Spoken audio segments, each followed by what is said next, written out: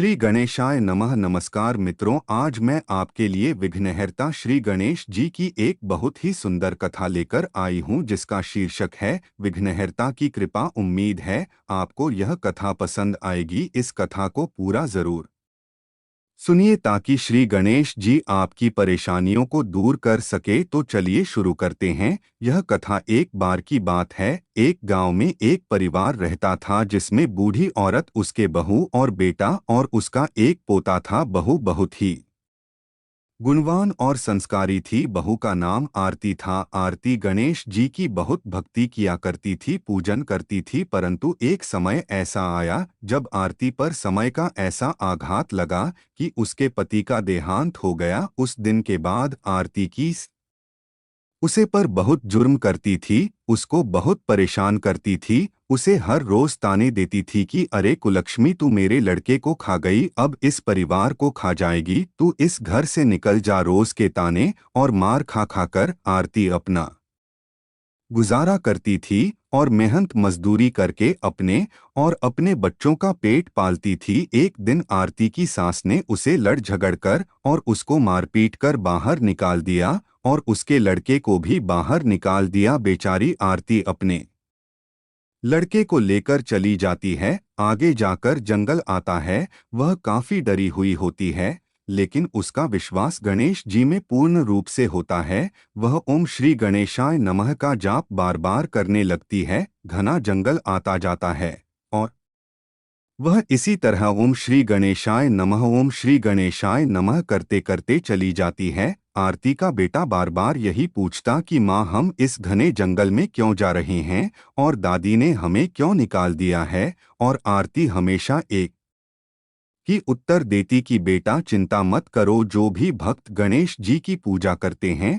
उनका नाम लेते हैं, उन पर कोई भी संकट नहीं आता है। वह विघ्नहर्ता है, सारी चिंताओं को दूर कर देते हैं। माँ बेटे को चलते चलते शाम हो गई। छोटा सा बच्चा बहुत थक गया था। शाम को अचानक से आरती को शंख की आवाज सुनाई दी तो वह इधर उधर देखने लगी। जैसे ही आरती आगे बढ़ी, उसने देखा कि वहां पर गणेश जी का एक छोटा सा मंदिर है। वहां पर शाम की आरती हो रही थी। आरती अपने बेटे को लेकर के उसी मंदिर में चली गई। आरती के बाद वहां भंडारा भी हो रहा था, तो उन दोनों ने भंडारे में प्रसाद को ग्रहण किया, जिससे उनका पेट भर गया। और रात में माँ बेटे दोनों मंदिर की सीढ़ियां पर ही सो गए। प्रातःकाल जब पुजारी जी मंदिर में पूजा अर्चना करने आए, तो उन्होंने देखा कि एक स्त्री और उसका बेटा मंदिर की सीढ़ियों पर सो रहे हैं।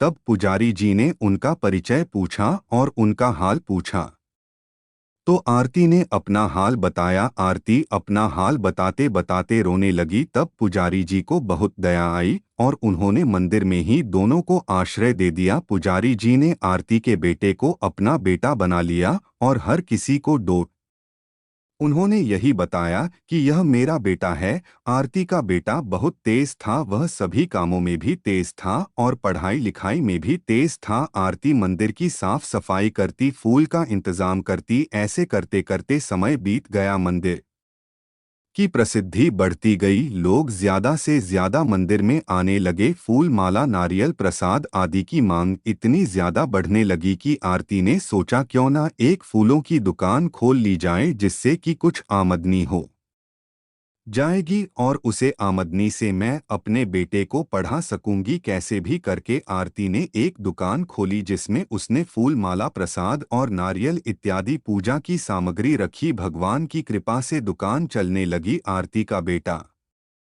पढ़ने में तेज होने के कारण वह अच्छे नंबरों से पास होता गया और आगे बढ़ता रहा और अपने माँ के काम में भी हाथ बटाने लगा। आरती ने दुकान की जो आमदनी हुई, उससे एक छोटा सा घर मंदिर के पास ही बना लिया। समय बीतता गया। पुजारी जी ने जब सोहन को बढ़ता देखा, तो एक सुंदर सुशील गुणवान कन्या से उसका विवाह करवा दिया। इस प्रकार सोहन का विवाह हो गया। जो कन्या शादी के बाद विवाह करके आई, वह बहुत ही गुणी थी, अत्यंत सुंदर थी। आरती बहुत खुश थी। वह बार बार विघ्नहर्ता से यही कहती थी कि आपने मेरे लिए जो किया है, इसके लिए आपका बहुत बहुत धन्यवाद। ऐसे ही हमारे परिवार को संभाले रहना और हमारे परिवार को सुख समृद्धि देना। लेकिन विघ्नहर्ता ने कुछ और ही सोच रखा था। उधर गांव में आरती की सास गांव के रहमो करम पर पल रही थी, परंतु उसके दुर्व्यवहार के कारण और गाली गलौज के कारण कोई भी उसे पसंद नहीं करता था। सब उसे यही कहते थे कि तुमने अपनी बहू के साथ बहुत गलत किया है। तुम अपनी बहू की ना हो सकी तो हम लोगों की क्या होगी। यह सब सुनते सुनते और भूख से बेहाल होकर आरती की सास ने घर छोड़ दिया और जंगल के रास्ते उस मंदिर तक पहुंच गई जहां आरती रहती थी। वह उसी मंदिर के पास जा पहुंची जहां आरती का घर था। आरती की सास की नज़र उस घर पर पड़ी तो वह उस घर में जा पहुंची और वहां पर उस समय आरती और उसका बेटा नहीं था, केवल आरती की बहू थी। बहू को भूतकाल का कुछ भी पता नहीं था, इसीलिए वह अपनी पर सास को नहीं पहचान सके। आरती की सास ने उससे खाना मांगा। आरती की बहू ने उसे भरपेट भोजन करवा दिया। उसके बाद वह काम मांगने लगी। तब आरती की बहू ने उसे घर की साफ सफाई के लिए रख लिया और एक झाड़ू पकड़ा दिया और बोली, अम्मा तुम घर की साफ सफाई कर दो, अभी मेरे सास और मेरे पति घर पर नहीं है।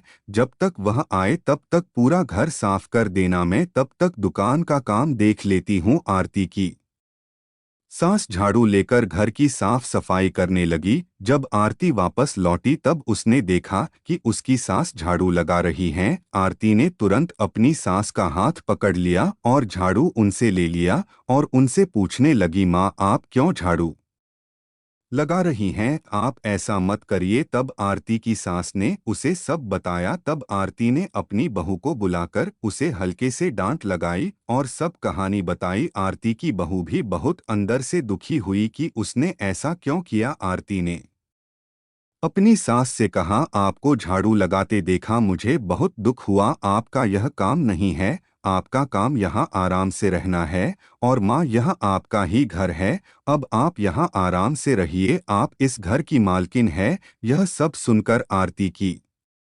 सास को अंदर से बहुत पश्चाताप हुआ और वह बहुत दुखी हुई। उसने आरती से कहा कि बेटा आरती, मैंने तुझे बहुत दुख दिया, तुझे बहुत परेशान किया। बेटी मुझे माफ कर दो, मैं तेरे पैर पड़ती हूँ। तब आरती ने कहा, माँ आप यह क्या कर रही हैं? आपके हाथ मेरे शीश पर अच्छे लगते हैं, मेरे पैर पर नहीं। आप मुझे आशीर्वाद दीजिए, अपने पोते को आशीर्वाद दीजिए और अपने बहू को आशीर्वाद दीजिए। आरती सब कुछ भूल जाना चाहती थी। उसने सब कुछ विघ्नहर्ता पर जो छोड़ दिया था, गणेश जी की इच्छा मान करके उसने सब कुछ स्वीकार किया और वह अपने घर में सुख शांति से रहने लगी और साथ ही साथ अपने बहू को समझाने लगी कि हमेशा विघ्नहर्ता में विश्वास बनाए रखना बेटा, वह सारे दुख हरते हैं, वह सदा कृपा करते हैं।